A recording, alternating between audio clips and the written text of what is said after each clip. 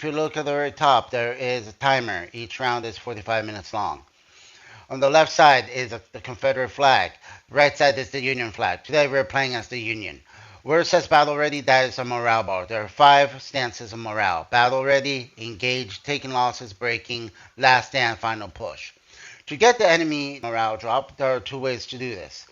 One way is to capture the point, either Alpha, Bravo, or Charlie, using our flags. To capture the point, we have to run up using the flag, raise it, and then hold it until it says point captured. That will cause the enemy to have a ticket loss. The other way is by killing them. There are 3 types of formation. Information, skirmishing, out of line. If I die in formation, that's 1 ticket loss. If I die in skirmishing, like I am now, that's 3. And if I die out of line, that's 5. The 2 maps today is Road Cut and Hatch's Attack. Right off the bat, we went through the cornfield into the snake fence. We saw the enemy to the west, so we started shooting at them. The fires were so fierce, but we also noticed that they were starting shifting north into the wood line, trying to outflank us. We ended up being charged out.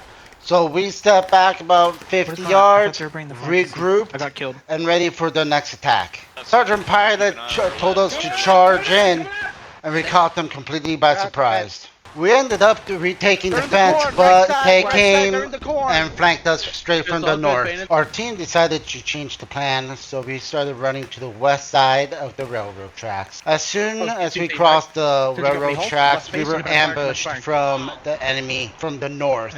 After we dispatched that skirmish team, we started heading north towards the A point. We started chasing this little group, and they managed to get us trapped in a cup type of formation and countercharged us out. After surviving that massacre, I was able to pick up our fallen flag, running back to our lines. However, I was ordered to run it out of bounds. Just run it out of bounds. And sadly, I got shot. With our flag down, we were forced to respawn main, rush back to the west side of Charlie in the cornfield where they were being charged by the rebels. Luckily, we were able to hold them off the fence. Once we got the rebels off that fence, our teammates got the perfect idea of going back to Alpha, so we charged right in Alpha. We were able to break through and capture Alpha for a brief moment, but they countercharged us coming from the north. Sadly, our regiment died at Alpha, so we decided to do one last push towards Bravo, since most of the forces were in Alpha, but they got there just before we were able to bring down the flag at B. Our forces all died at Bravo, causing us to go into last stand, so we were then ordered to guard the snake fence. At the snake fence, Pilot decided to do a charge because they would not expect that. He was 100% correct. So we charged, we caused them to route all the way back to Alpha with minimal losses. On the way back, we found a small skirmish line, so we ambushed them as well. We found a small group of our friendlies, and this is where we made our last stand at. Now let's look at the casualties. So this is our starting move. We headed northwest, and this is where we cut in the corn in our first engagement. Look at that wood line. We got charged out. We went back in. We held that. We got charged out again. We had to reset all the way to the beginning. This is where we started moving towards the A point. And there's that assault at A where I got the flag out for a brief moment. Reset all the way back. Headed back up towards Alpha to the corn. This is the huge push towards Alpha. Reset all the way back to main. Charged Bravo.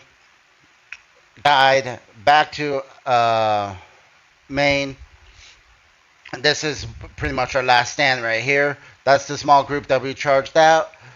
This is the last stand fight. The casualties on this was CSA 1,135, USA 1,565.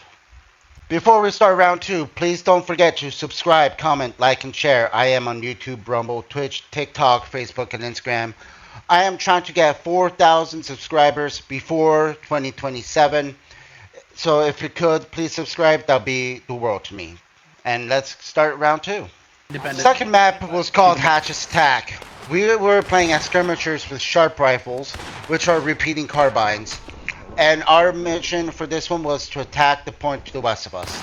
We switched our plan to dig in the snake fence and hold them off. We were able to make a hole big enough for our friendlies to come through and push to point with our help. The fight was very close combat and extremely brutal. We were able to establish a small foothold onto the point itself. Sadly, the enemy mounted a huge counterattack, pushing us off the point completely. Luckily, we were able to establish a defensive line back under the picket fence, holding them off. We found a group of rocks in the middle of the field, so we decided to engage them from that point with our carbines.